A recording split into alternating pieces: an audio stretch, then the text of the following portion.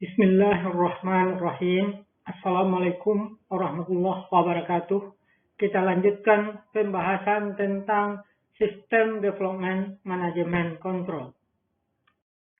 Untuk mengevaluasi pengendalian manajemen pengembangan sistem, kita akan mengevaluasi fase-fase utama dari proses pengembangan sistem. Untuk itu, kita membagi menjadi 13 fase.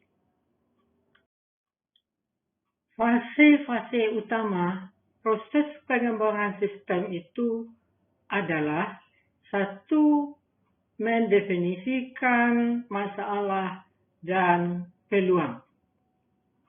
Yang kedua, mengelola proses perubahan. Yang ketiga, memulai dan melakukan feasibility assessment. Yang keempat, menganalisa sistem yang sedang digunakan. Yang kelima, merumuskan strategic requirement. Yang keenam, mendesain atau merancang pekerjaan dan organisasi.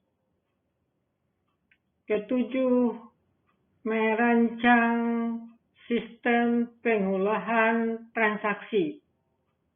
Yang kedelapan, pembelian atau pengembangan software aplikasi. Yang kesembilan, pengadaan software sistem dan hardware. Yang kesepuluh, pengembangan prosedur. Setelah semua komponen sistem tadi selesai, maka akan dilanjutkan dengan langkah ke-11, yaitu melakukan pengujian atau acceptance testing. Pengujian akhir. Setelah sistem secara resmi dinyatakan layak, maka lanjut ke langkah 12, yaitu konversi atau pindah ke sistem yang baru. Dan selanjutnya, sistem akan digunakan dalam operasi dan di maintenance. Selanjutnya, kita akan bahas cara mengevaluasi masing-masing fase ini. Fase perumusan masalah dan peluang. Khususnya untuk concurrent audit, auditor harus memastikan bahwa semua stakeholder telah mencapai kesepakatan tentang masalah dan peluang, sehingga mereka memahami semua ancaman terhadap pengamanan aset, pengamanan data, sistem efektivitas, dan sistem efisiensi yang berhubungan dengan solusi yang ditawarkan. Untuk post-implementation audit dan audit general, fase pertama ini tidak terlalu menjadi perhatian auditor. Demikian juga untuk sistem kecil dan sistem yang sederhana. Selanjutnya, mengelola proses perubahan. Keberhasilan dalam mengelola proses perubahan sangat menentukan keberhasilan suatu sistem, terutama sekali untuk sistem yang sangat mempengaruhi pekerjaan dan organisasi. Sehingga auditor harus memastikan kalau keputusan-keputusan yang diambil telah bermutu dan dilaksanakan dengan baik. Dan tentu saja untuk sistem kecil dan yang tidak memiliki pengaruh besar, proses pengelolaan tidak terlalu menjadi penting. Untuk fase entry and feasibility assessment, auditor harus memastikan kalau proyek yang akan dilaksanakan benar-benar visible. Ada 4 aspek yang harus dievaluasi untuk menyatakan visible atau tidaknya suatu proyek, yaitu 1. Kelayakan teknis, 2. Kelayakan operasional, 3. Kelayakan ekonomik, dan yang keempat, kelayakan behavioral. Jika auditor terlibat dalam proses pengembangan sistem, dia harus memastikan kalau proyek yang tidak layak dipaksakan untuk dilanjutkan. Sedangkan kalau auditor melaksanakan post-implementation audit atau general audit, audit laporan keuangan secara umum, hasil evaluasi atas fase entry dan feasibility assessment ini sangat menentukan mutu sistem yang dibangun dan tentu mempengaruhi ruang lingkup bukti yang diperlukan auditor selanjutnya. Mengevaluasi fase analysis of existing system atau mengevaluasi sistem yang sedang digunakan saat ini. Keberhasilan sistem baru sangat ditentukan oleh banyak faktor, di antaranya faktor histori, faktor culture, struktur, aliran produk, dan aliran informasi dari sistem yang sedang digunakan. Auditor harus memastikan kalau analis atau desainer telah memahami semua faktor ini. Selanjutnya, mengevaluasi formulation strategic requirement. Perumusan strategic requirement sangat menentukan keberhasilan sistem di masa yang akan datang. Auditor harus memastikan bahwa perancang sistem telah memahami, telah merumuskan strategic requirement ini untuk menjamin mutu pekerjaan perancangan sistem selanjutnya. Selanjutnya, mengevaluasi perancangan pekerjaan dan organisasi. Dalam banyak hal, pengembangan sistem memerlukan perancangan ulang pekerjaan dan struktur organisasi. Jika hal ini yang terjadi, auditor harus memastikan bahwa struktur organisasi telah dirancang ulang dan uraian pekerjaan telah dikembangkan, sehingga sistem yang baru akan dapat efektif dan efisien. Mengevaluasi fase perancangan sistem pengolahan informasi atau komponen utama dari sistem informasi. Dalam mengevaluasi fase perancangan sistem pengolahan informasi, auditor perlu memeriksa 6 aktivitas. Pertama, aktivitas perumusan requirement rinci sistem.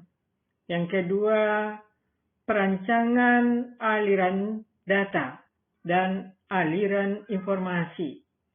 3. Perancangan database. 4. Perancangan user interface. 5. Perancangan struktur fisik sistem.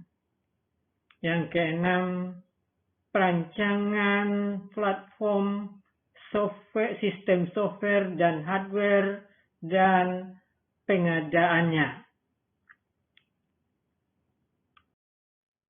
Hasil evaluasi atas fase perancangan sistem pengolahan informasi ini sangat menentukan ruang lingkup dan bukti yang akan dikumpulkan auditor pada pengevaluasian fase-fase berikutnya.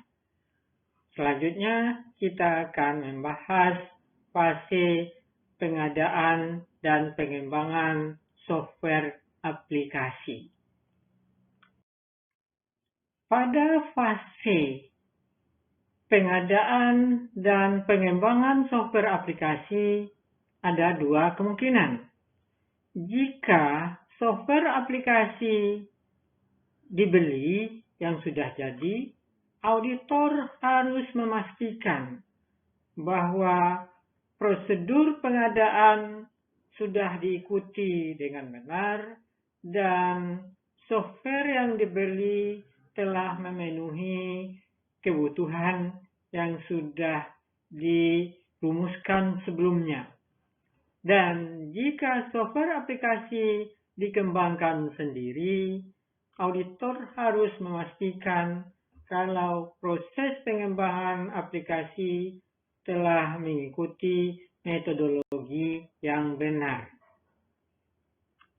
Jika software aplikasi dibeli yang sudah jadi, pengadaannya biasanya dilakukan bersamaan dengan pengadaan sistem software dan hardware. Pengadaan hardware dan sistem software.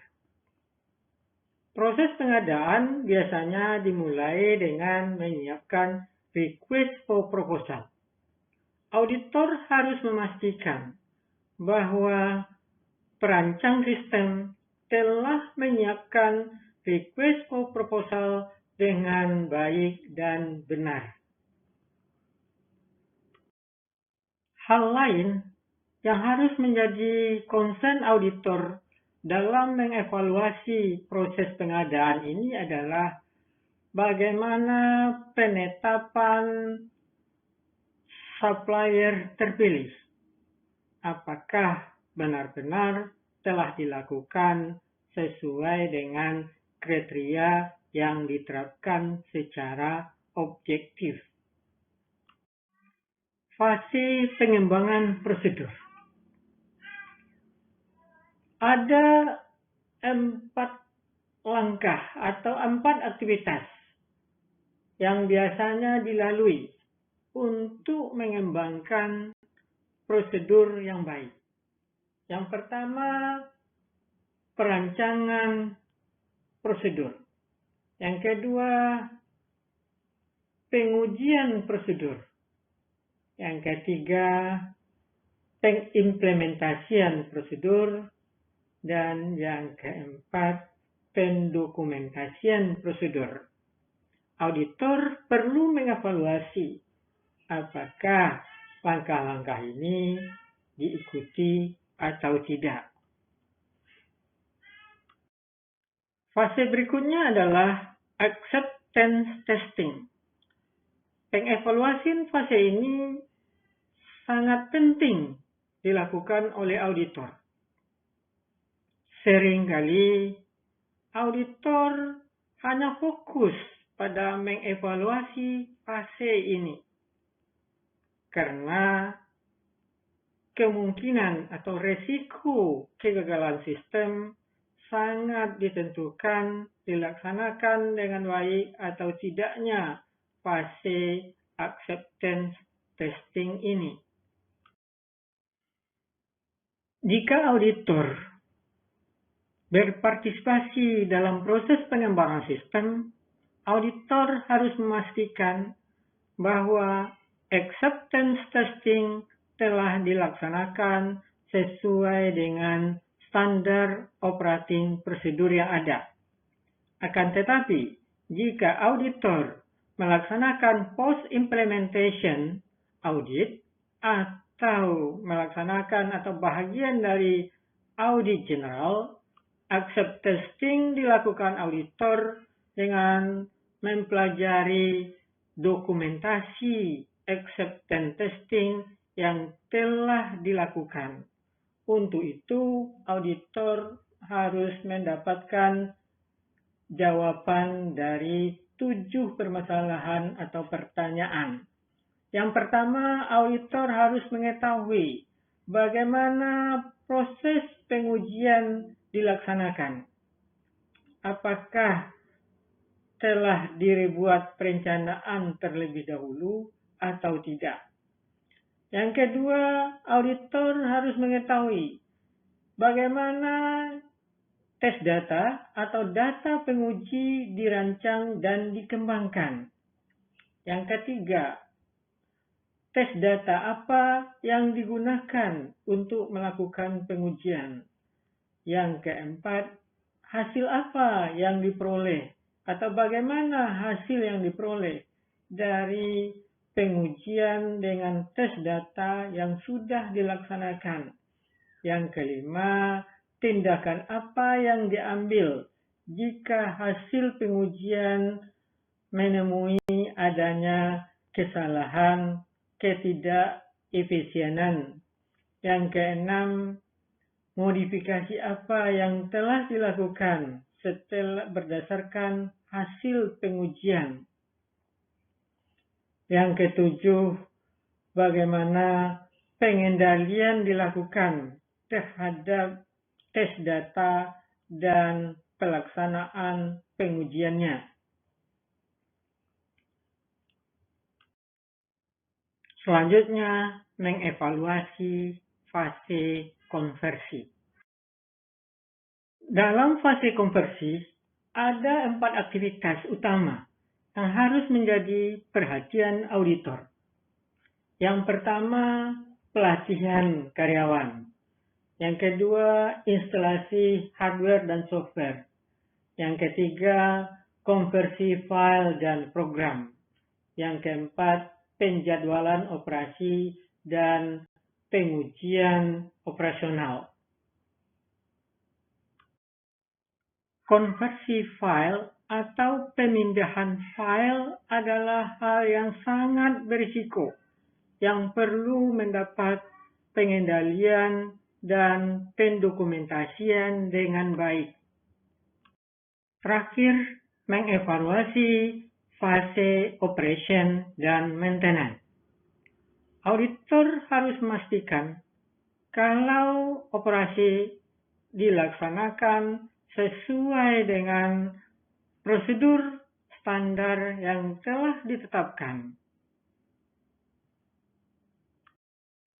Jika ditemui kesalahan atau error pada sistem, ditindaklanjuti dengan baik.